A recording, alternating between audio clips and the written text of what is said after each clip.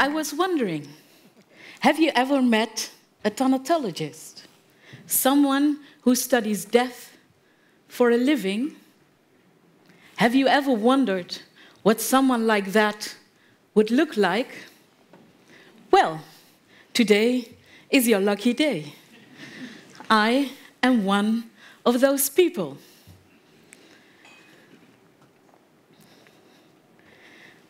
And when people think about people who study death, they often assume we are a bit weird, or maybe a bit scary. And most people assume that we are a bunch of depressed people. But I can reassure you, we are not. Actually, when thanatologists gather, the atmosphere is generally quite lively. I work at the Center for Thanatology at the Radboud Universiteit Nijmegen. And also my colleagues are quite vibrant people. I do have to admit, we get a bit crazy about, maybe unusual things. We get excited, for example, about finding this awesome grave candle.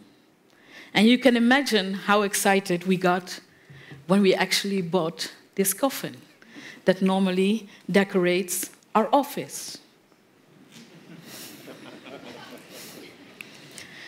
And yes, besides from a bit of a morbid kind of humor, you also have to get used when you have lunch with us, for example, that we quite easily talk about morgues or funerals or ashes during lunch.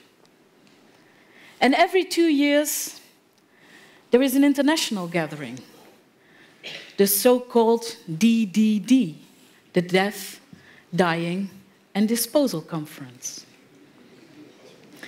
It's actually, you might not believe it, quite an inspiring place to be.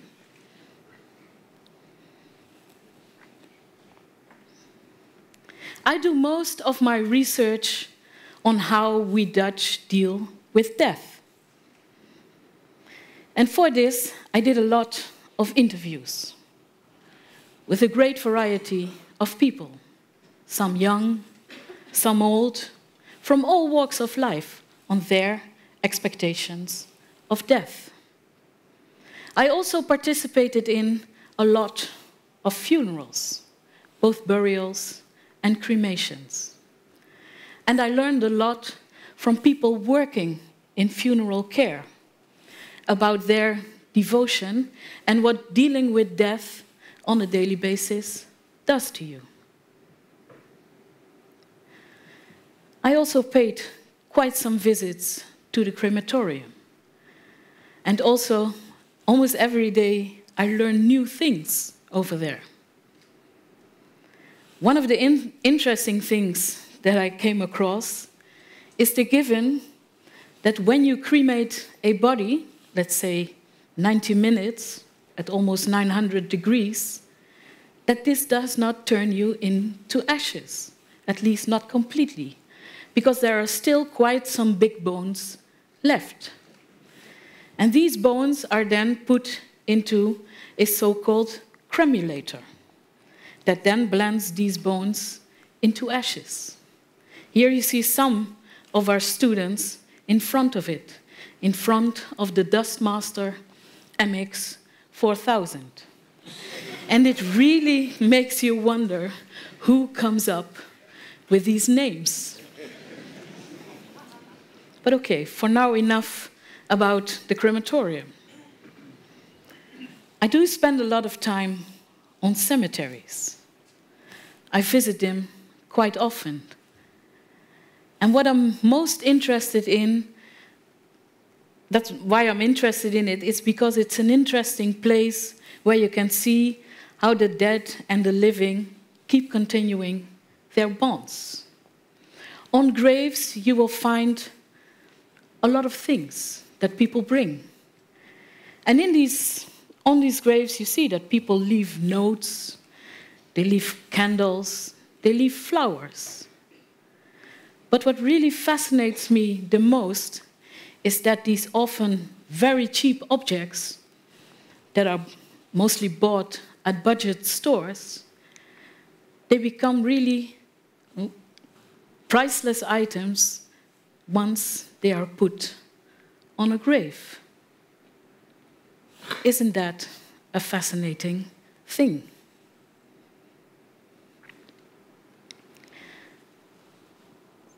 So, you still might think being a death researcher is gloomy and sad. Yes, and of course, I also am touched by people's grief. I'm also touched when, for example, a young person dies. But not a day goes by that I'm not impressed, that I'm not inspired by the people that I study. And it is exactly that I think makes being a death researcher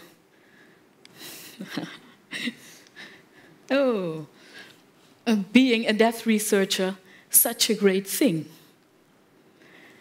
Because I don't know what it is about death. It somehow seems to make things urgent.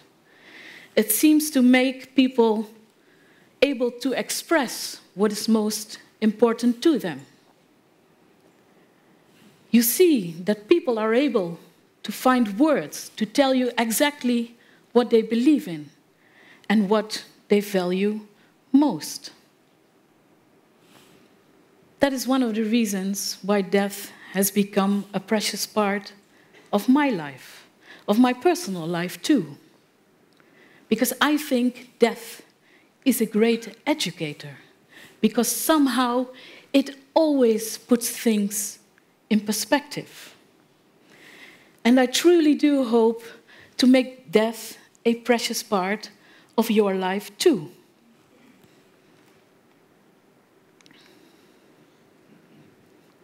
Because I think it is good to keep in mind that you only die once. And the thing is, we will all die. You don't know when, you don't know how, but this is something we have to deal with. But the thing is, we don't deal with it. Somehow death always comes as a surprise. And maybe it is because we fear the unknown, because we fear the uncertainty, that might have something to do with it. And of course, sometimes people talk about death.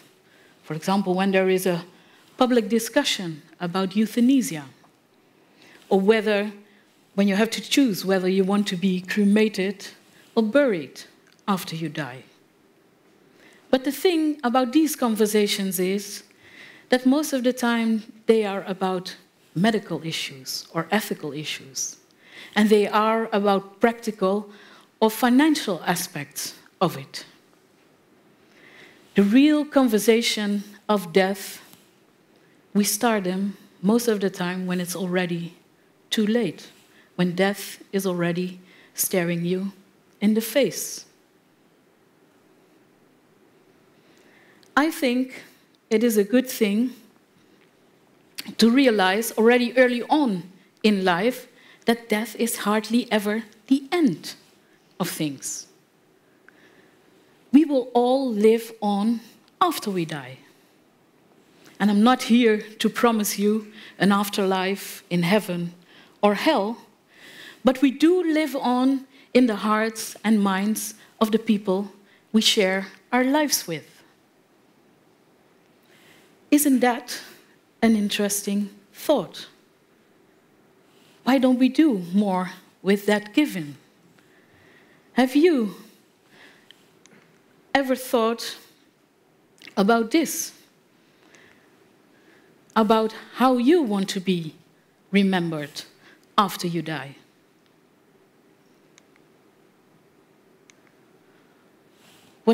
What you really want to leave behind when you are no longer here? So the question actually is, what is your legacy? And you actually have only one chance to think about this, because you only die once. And maybe it's not easy to put death on the agenda. But you have to realize that every second, 2 people die in this world. Every year, about 140,000 people die in the Netherlands. So it's happening every day, and it will happen to you. So it would be better to familiarize yourself with it a bit more. It might be a good idea to take a walk at a cemetery. Not to visit any particular grave of someone you know, but just walk around and see how the bonds between the living and the dead are kept. And I could really recommend a family trip to a crematorium or an undertaker. Not because someone you know has died and you have to participate in their funeral, but just go there, have a chat, see what they do, and ask all the questions you ever wanted to ask. And please, bring the kids along. We have to start talking about it. And things like this will surely make you think about it. They might even inspire you. They will surely spark your thinking about death, and it will spark the conversation about it. Also, talking about it a little bit earlier on in life will make all the practical decision-making later on a lot easier, and you will be able to make more founded decisions afterwards. Another tip I can give you is to look on the internet. There's quite some sites who cite famous last words, or who present you with fascinating obituaries.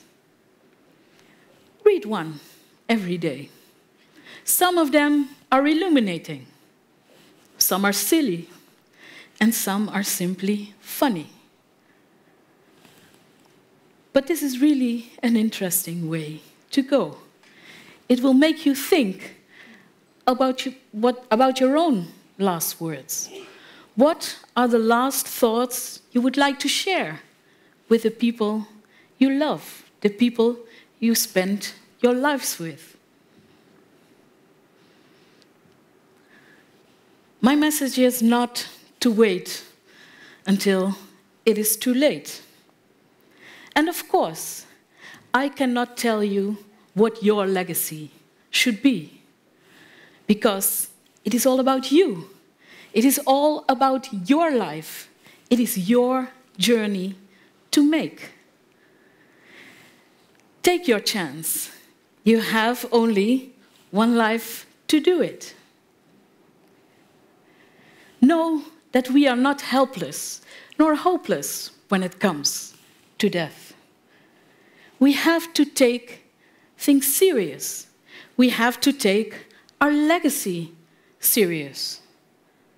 And as we are very familiar with the idea that you only live once, and therefore you should live your life to the fullest, the same goes for death, as you only die once. So you better make the best of it. The good news is you can start right now. And the good news is that it is all up to you. Thank you.